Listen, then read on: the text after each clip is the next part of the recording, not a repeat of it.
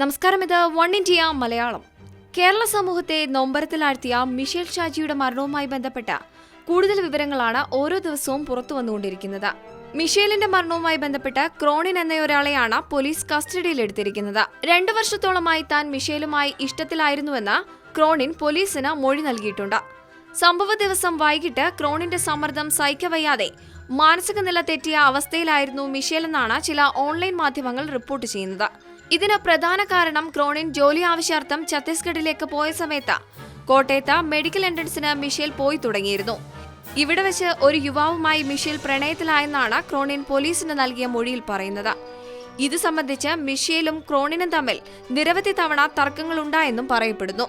രാത്രി 2 മണിക്ക് പോലും മിഷേൽ വാട്സാപ്പിൽ ലൈവായത് കണ്ട ക്രോണിന് അത് സഹിക്കാവുന്നതിലും അപ്പുറമായിരുന്നുവെന്നും പുതിയ സൗഹൃദം കിട്ടിയതോടെ തന്നോടുള്ള അടുപ്പം മിഷേലിന് കുറഞ്ഞെന്ന തോന്നലും ക്രോണിനുണ്ടായി. തുടർന്ന് മിഷേലിന്റെ പുതിയ സുഹൃത്തിനെ തേടിപ്പിടിച്ച് ക്രോണിൻ വിളിച്ചു.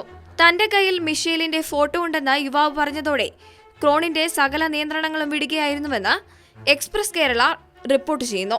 ഇതോടെ താൻ വഞ്ചിക്കപ്പെട്ടെന്ന തോന്നൽ ക്രോണിനുണ്ടായി. തുടർന്ന് രൂക്ഷമായ തർക്കങ്ങളാണ് ഇതിന്റെ പേരിൽ ഇരുവരും തമ്മിലുണ്ടായത്.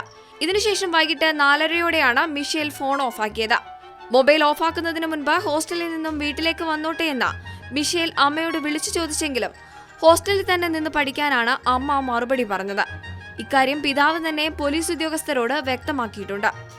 ക്രോണിനുമായുണ്ടായ തർക്കത്തിൽ മാനസികമായി തകരുകയും എന്തു ചെയ്യണമെന്നറിയാത്ത അവസ്ഥയും ആത്മഹത്യ ചെയ്യാൻ പെൺകുട്ടിയെ പ്രേരിപ്പിച്ചതാകാമെന്നാണ് ലോക്കൽ പോലീസിന്റെ നിഗമനം. സംഭവ ദിവസം 57 SMS-കൾക്ക് പുറമെ 6 കോളുകളും ക്രോണിന്റെ മൊബൈലിൽ നിന്നും മിഷേലിന്റെ ഫോണിലേക്ക് പോയതായി പോലീസ് കണ്ടെത്തിയിരുന്നു.